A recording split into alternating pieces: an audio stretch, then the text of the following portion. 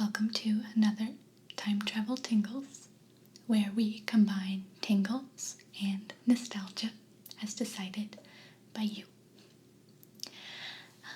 So, I know it's been a little while since the last Time Travel Tingles, but I have gone through all of the votes since then, and I'll tell you the top 5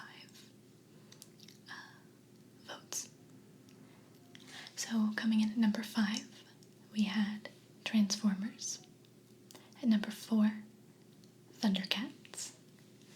Number 3 was Ghostbusters. Number 2, Teenage Mutant Ninja Turtles.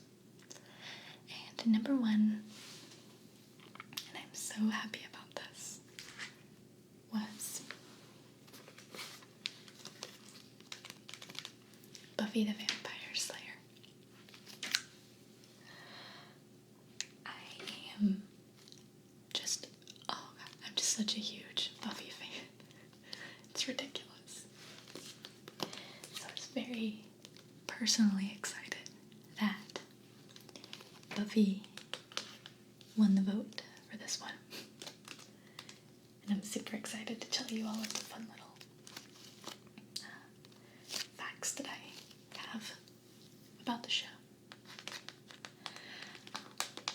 So what I have to show you today, this is just the first in the DVD box set of all 7 seasons of Buffy. So I'll probably show you each one of these briefly. And something else that I'm really excited to show you is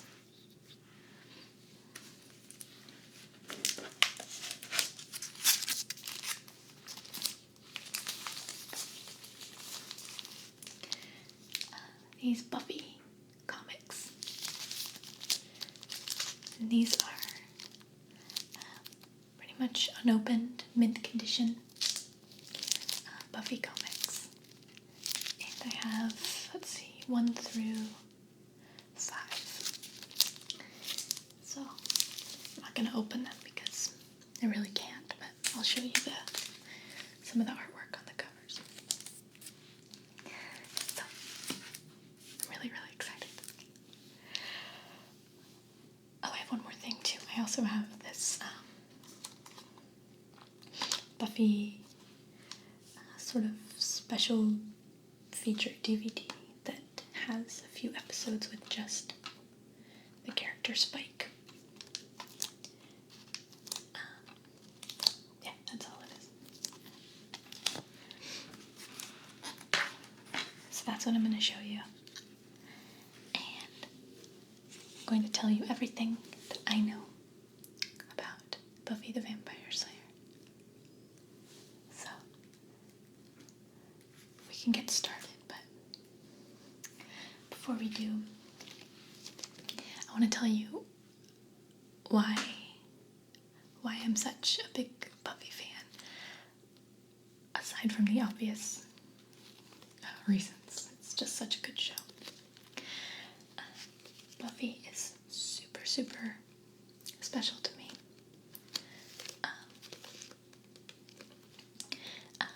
When I was like a sophomore or a junior in high school. I can't remember exactly how old I was.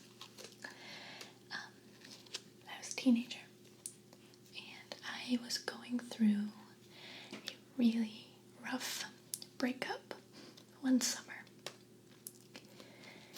And my dad loves Joss Whedon and had just finished watching all of Buffy. And he was watching it, and I didn't know anything about it.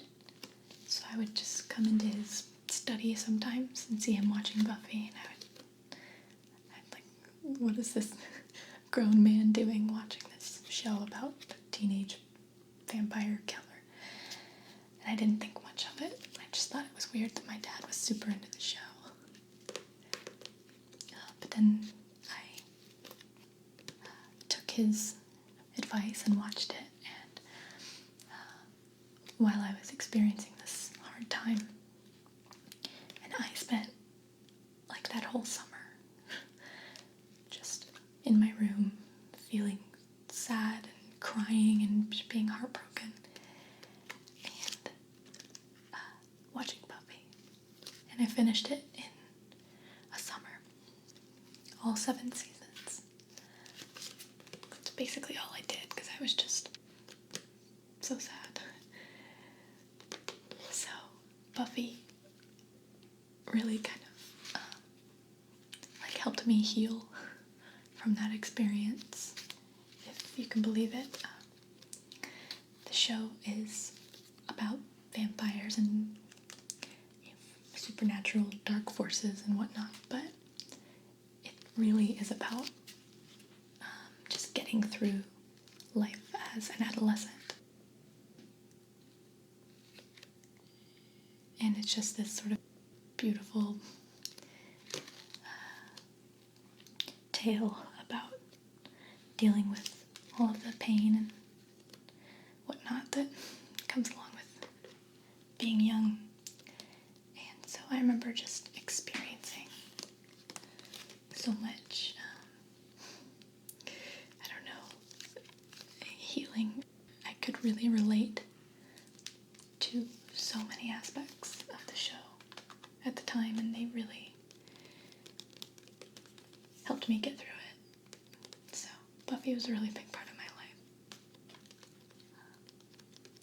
when I was a teen, and I still love it, and I think it's one of the best shows ever on television. It's just so clever and funny and wonderful.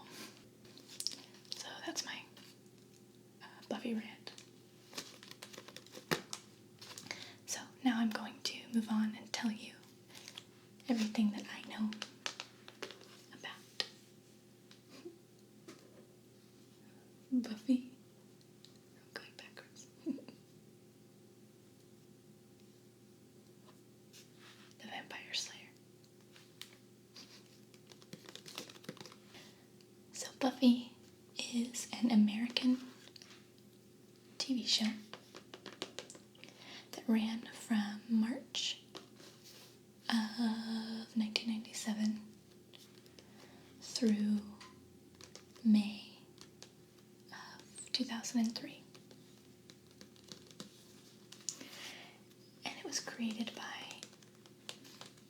Joss Whedon under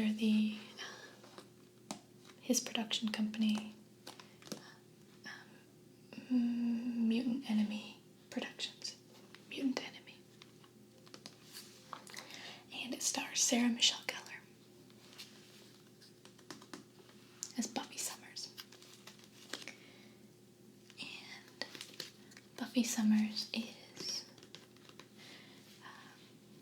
well, she appears to be just a typical teenage high school student who's interested in boys and shopping and, just her social life and stuff like that.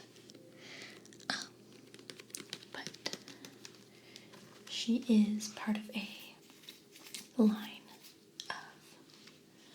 sort of ancient line of young women known as slayers, vampire slayers, who are born into or chosen to defend the world against vampires and demons and forces of darkness.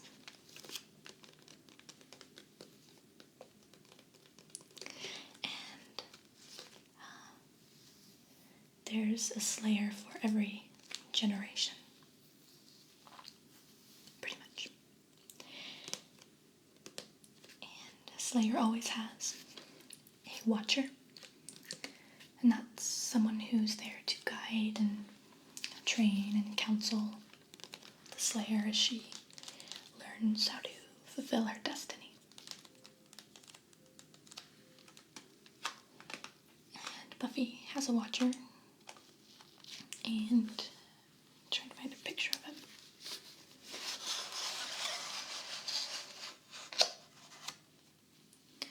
Buffy's watcher is Rupert Giles, who, when you first meet him, seems kind of like a stuffy English librarian. I can't find a picture of it. There's a really small one right here that you can't really see it. That's Giles right there. One difference between Buffy and the other Slayers, though, is that Buffy finds a very loving and loyal circle of friends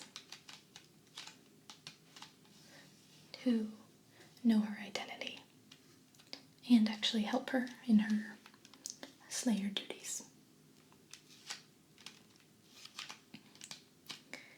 They come to be known as the Scooby Gang, or the Scoobies, because they sort of solve mysteries, kind of like the characters in Scooby-Doo.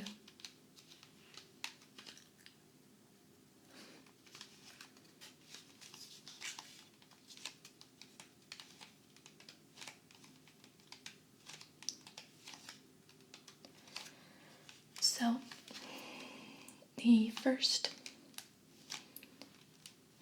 I guess, version of Buffy, sort of, at least in the mind of Joss Whedon, was this character he came up with called Rhonda the Immortal Waitress. And that character sort of eventually evolved into Buffy over time. But it was basically the idea of a heroine, a woman who doesn't seem to be anything special, but is revealed to be extraordinary, like Buffy. And Joss Whedon really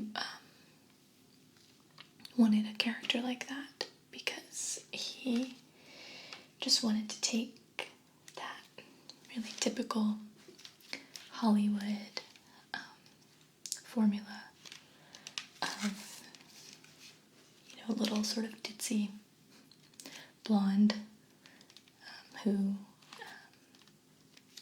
is just vulnerable and will, walk into a dark alley and just get murdered. He wanted to sort of like turn that on its head and create a hero instead, and sort of celebrate female power, which is something that Joss Whedon has always been really vocal about, and it's one of the reasons why I love him. He said that he felt that women needed better screen idols to look up to. So he created Buffy, who is still just honestly one of my role models in TV and film. I love her.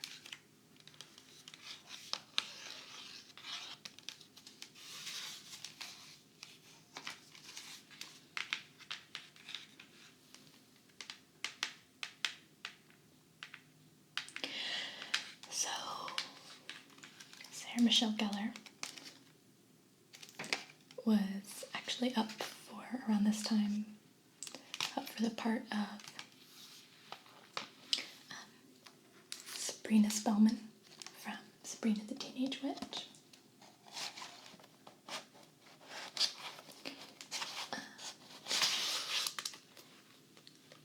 But she chose to do Buffy, and she, for the spot, or for the role of Buffy, she beat Selma Blair and Katie Holmes. But they obviously went on to do their own thing. But what's interesting is that the actress who plays the character Cordelia was originally cast as Buffy. And I think that Sarah Michelle Gellar was originally cast as Cordelia.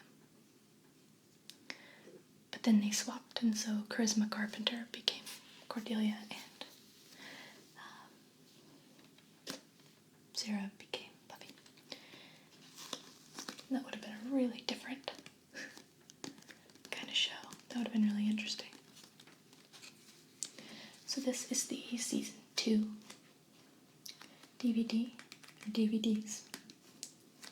And I love season 2 a lot.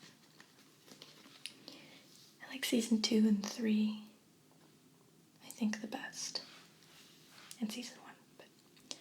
So this is the character Angel, who had a spinoff. But he's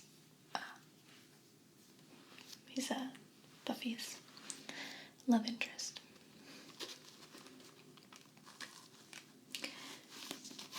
It's inside of these boxes. I'll have to find it. They have all kinds of great art and, well, photos, I guess, and little quotes from different episodes.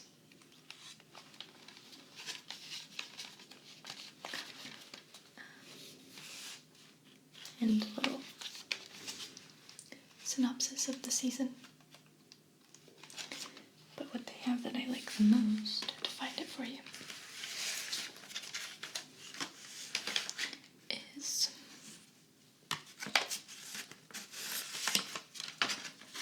in the back there's a little booklet that gives a synopsis of each episode in the season.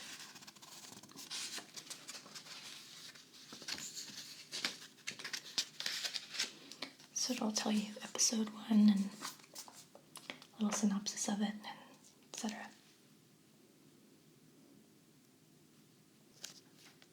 I like that.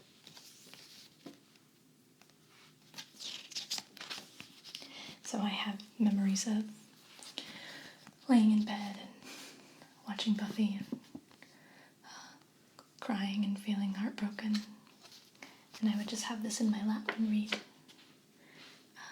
Before each episode, I would read a little synopsis of what that episode would hold. So, and these were the exact DVDs that I watched, by the way. These are the exact booklets. There's a slightly better picture of Giles. And that's Xander, and Buffy, and Cordelia, and Willow, played by Allison Hannigan, and Angel, played by David Boreanaz. I think I said that right. So, yeah, I love the little booklet. There's a nice picture of Buffy. So there was a Buffy the Vampire Slayer movie that came out a while before the TV show. And it was also done by, well, it's written by Joss Whedon. But Joss Whedon hated it. Apparently they just really didn't stick to his script at all. So this is the 3rd season. There's Buffy. And I'm pretty certain that this is the season where we meet Faith for the first time. And Faith is an interesting character. She is also the Slayer, or a Slayer. I won't tell you how that came to be, but it's really kind of cool.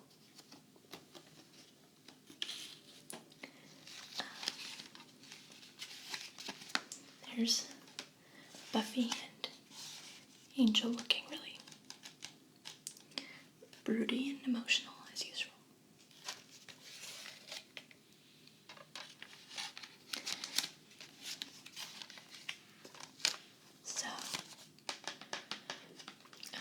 characters, Joyce and Dawn, who are Buffy's mother and sister. I didn't know this. They were originally not supposed to even really exist in the show. Joss Whedon didn't want the audiences to ever really meet Buffy's family, but he realized over time that it was kind of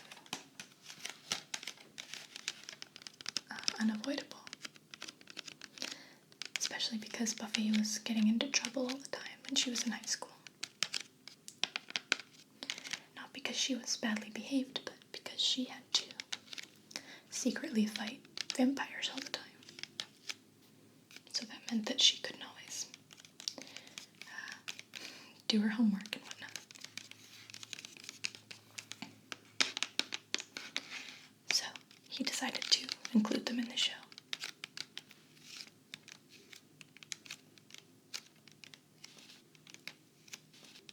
And I really like Joyce's character. I didn't at first. I like her a lot more. I liked her a lot more as I sort of got older and could relate to her more.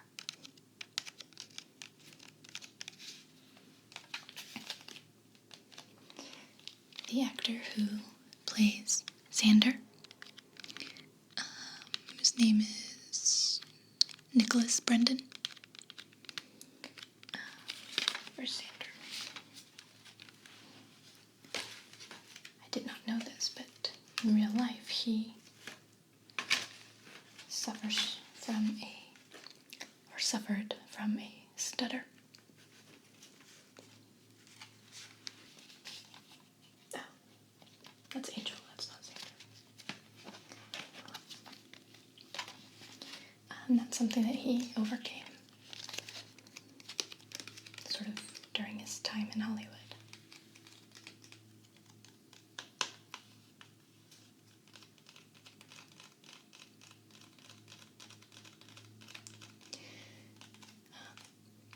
Also, as the show went on, Nicholas Brendan, Xander, was, I guess, working out a lot. And he started to get too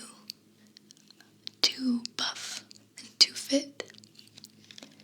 So the producers of the show asked him to stop working out because Xander's character is sort of kind of nerdy, and he's just sort of a tag-along sidekick. I actually always loved Xander, had a little crush on him, because he's so funny. I think they're doing some evening landscaping outside my apartment right now. Unless that's a plane.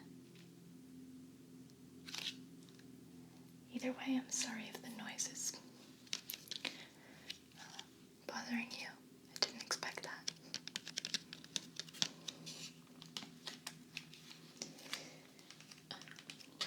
David Boreanaz, who played Angel, used to, on set, he would play this prank where he would pull his pants down in between takes. In between his takes. To try and get the other actors to break character and make them laugh. I thought that was funny. I don't want to scare you with this one. This is season 4, and it has one of my favorite episodes, but it's also, in my opinion, one of the most terrifying episodes of Buffy. And it's sort of a horror show, but it's pretty tame horror. It's generally pretty campy and silly. But there are a couple episodes that are truly really frightening. And one of them is the episode Hush, which actually was Emmy nominated, and it was so scary. There is pretty much zero talking in the entire episode, because everybody has had their voices stolen. I won't give it away, but it featured these guys who are really scary. They're called The Gentlemen, and they're terrifying. If you've never seen it, you should watch it. It's so good. But it'll give you nightmares. These guys, interesting fact, are, Joss Whedon said, based on, partially on Mr. Burns from The Simpsons.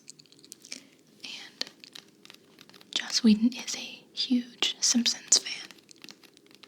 He loves The Simpsons. So I can kind of see the resemblance a little bit.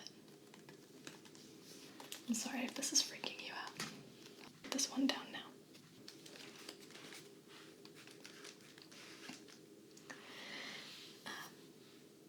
So back to David Boreanaz. He, after Buffy was over, was offered the role of Batman or Bruce Wayne rather, in Christopher Nolan's Batman reboot.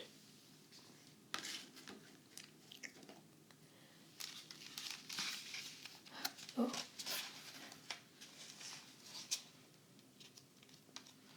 That's Evil Willow. It's really scary also. Willow goes a little crazy for a while due to some really terrible stuff that happens that I won't give away. Scary stuff.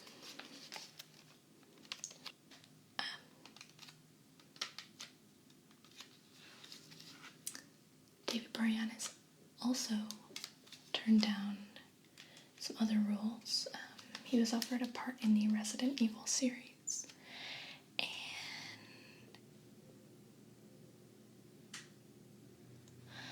his role in the TV show Bones that he is currently in, he almost turned that one down, but he went with it for some reason.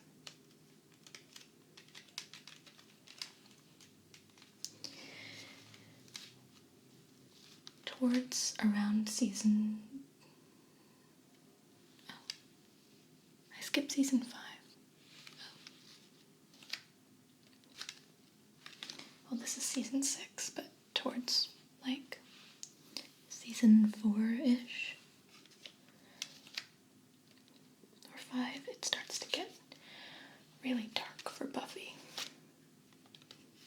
Buffy gets kind of messed up.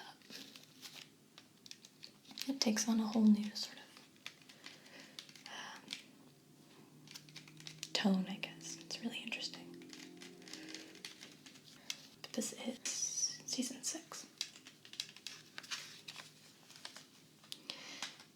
Interesting fact, Dolly Parton is technically an executive producer of Buffy the Vampire Slayer.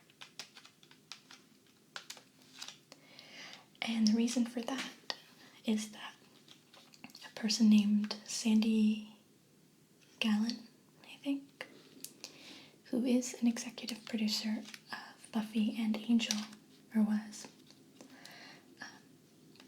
also sort of managed Dolly Parton's career, like her whole career. And so they were sort of in a production partnership together. So technically, Dolly Parton is kind of indirectly involved with Buffy, which is cool. This is Willow and Tara. I love Tara.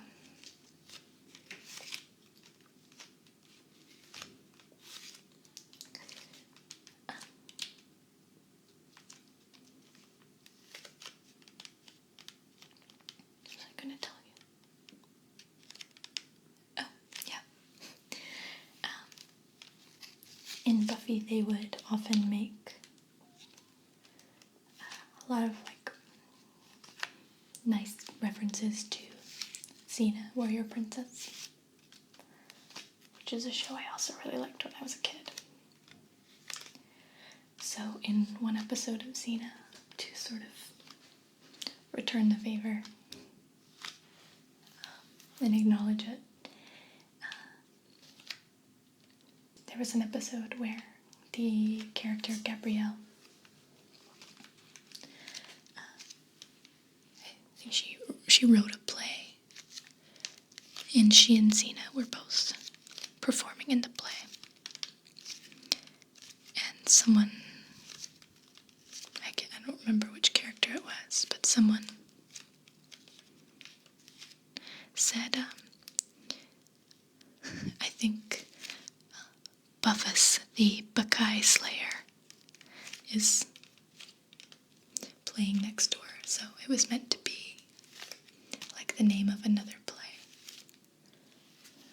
in the Xena universe. And it's obviously a reference to Buffy. It's cute.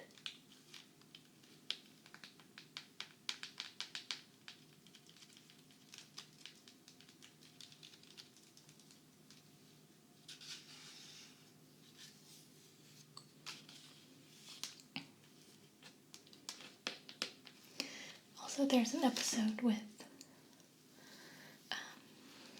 Kendra, who is another Slayer. And again, I won't explain why there are so many Slayers suddenly. You'll just have to watch it.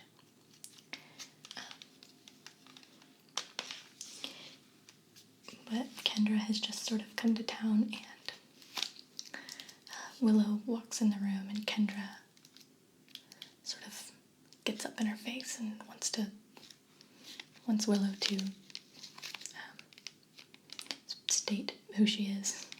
She gets really defensive, and Buffy says, "Back off, Pink Ranger." That's the line. And that is funny because Sarah Michelle Gellar's stunt double was a woman named Sophia Crawford. And she also happened to be a stunt double for the Pink Ranger in Power Rangers. So it was like a little reference to her, which is cute.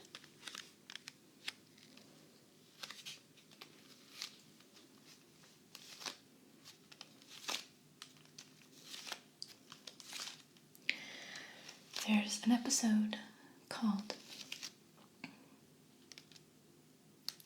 I Was Made for You. And there's a character named Warren who's a pretty terrible guy, actually. Warren builds himself a robot girlfriend.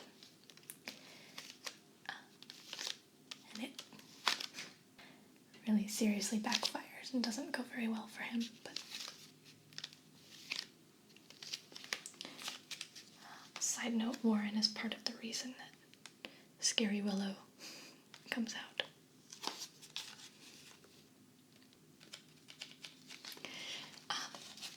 But that part, the robot girlfriend, was written with Britney Spears in mind to play her, but Britney Spears unfortunately turned it down. I guess she had better things to do than be on the best show of all time.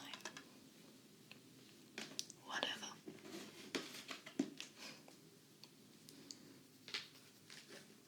Here's season 5, because I skipped it by accident. There's Dawn and Spike. I really never liked Dawn, and as soon as she showed up in the series, I wished that she never had.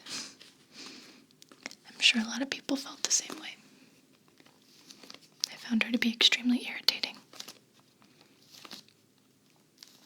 And she was never supposed to be there in the first place. Whatever.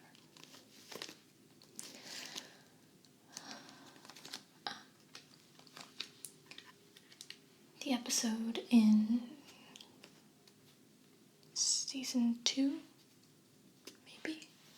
Or the end of season 1? I can't remember. That's called Graduation Day. Features Buffy and the gang destroying their high school by pretty much blowing it up. But that episode had to be delayed and rewritten a little bit due to the Columbine shootings school shootings that occurred around that time. They kept the episode pretty much the same, but they just apparently rewrote certain lines and parts of the dialogue that would have, I guess, been insensitive at the time. Now I want to tell you about my very favorite episode of Buffy. It is a musical episode. Okay, here it is. It's in season 6. And it is episode number 7. Once More with Feeling. And the synopsis says, a demon named Sweet descends upon Sunnydale in search of dawn, his arrival causing everyone to burst into song and dance, and eventually into flame.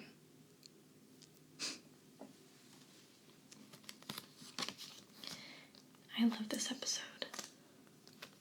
I think it really is my favorite. And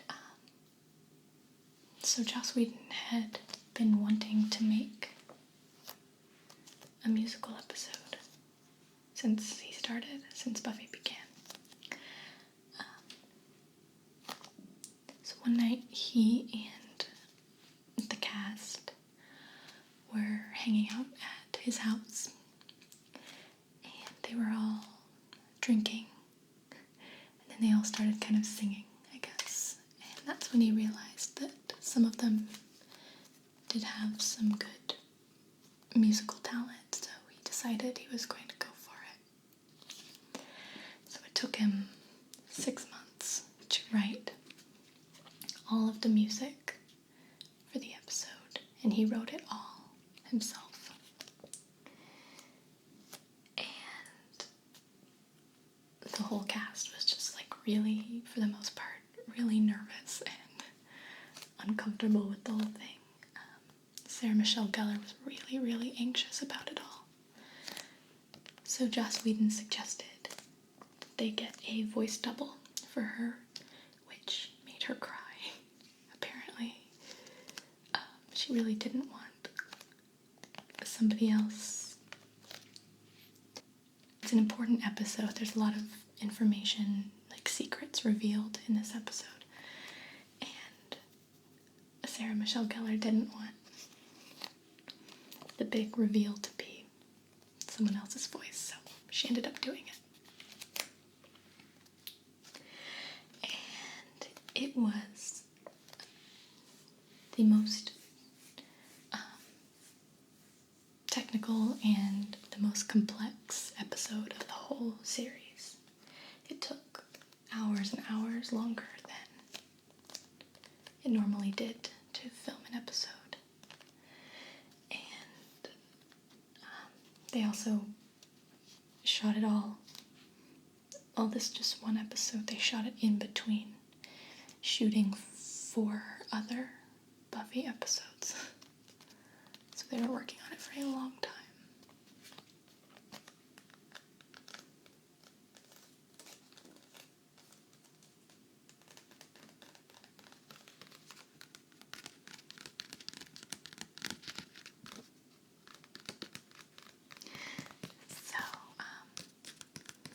It was Joss Whedon's very first attempt at writing music at all, ever. And he actually learned to play the guitar just so that he could write some of these songs.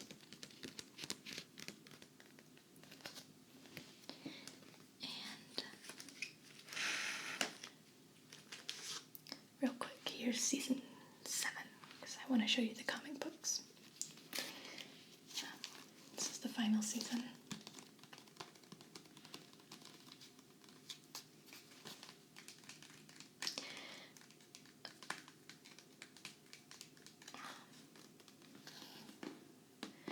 So, that episode was nominated for, 2002, for an Emmy for outstanding musical direction. But something ridiculous happened, which I'll tell you about in a sec. First, I want to show you the comic books. I can't open these up because they're special mint condition ones, but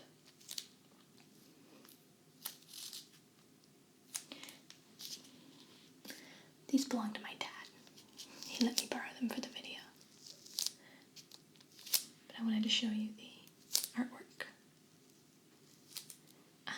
Just a side note, these comics are considered sort of season 8 of the show. They were written in part by Joss Whedon too. So they're not just fan art. So there's Buffy. I haven't read them all the way through. I started reading them several years ago, but I didn't finish. And the whole continuation of the story actually kind of threw me off a little bit. I will definitely want to attempt them again, I think. So, okay, what happened with that Emmy nomination? It was terrible. Apparently, the National Academy of Television Arts and Sciences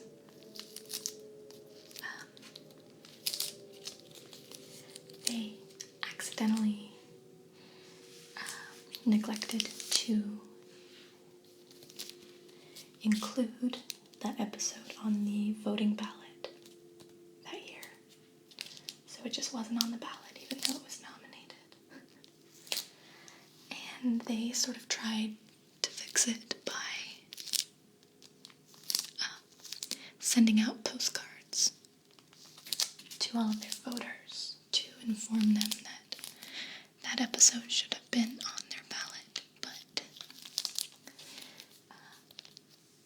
it didn't win. And I don't know if it's just because it never was going to win, or because they forgot to put it on the ballot, but I think that's awful. And Joss Whedon was probably pretty bummed out about that, because he put so much time and energy into that episode.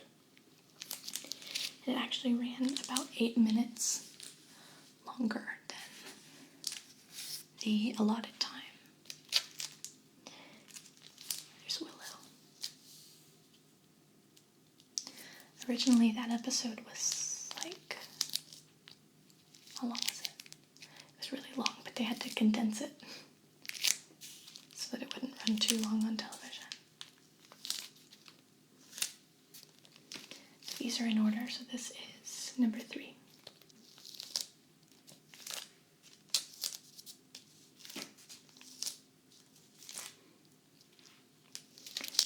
My very kind father let me borrow these for this video, but he told me that I'm forbidden from opening them up. I wish I could show you.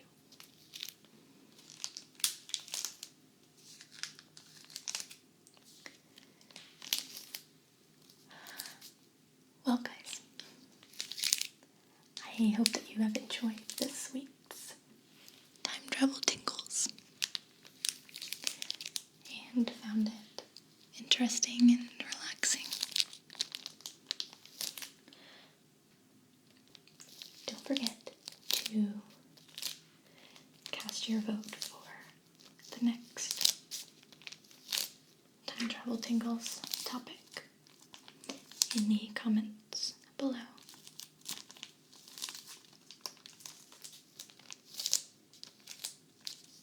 There's Xander.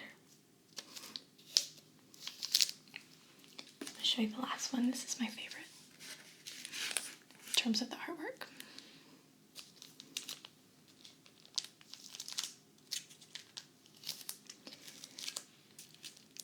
It's really interesting.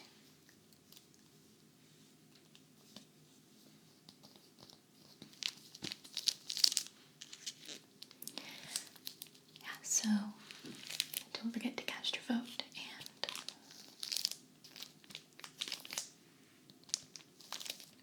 I'm probably gonna go watch a bunch of Buffy now. At least I wish I could.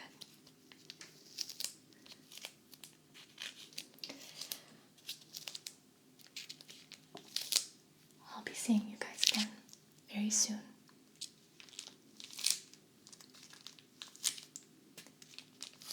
But until then,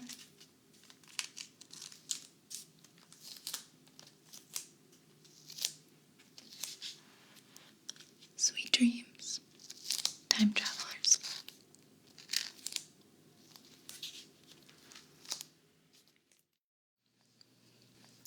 I like Eggs and Soldiers, which is just soft-boiled egg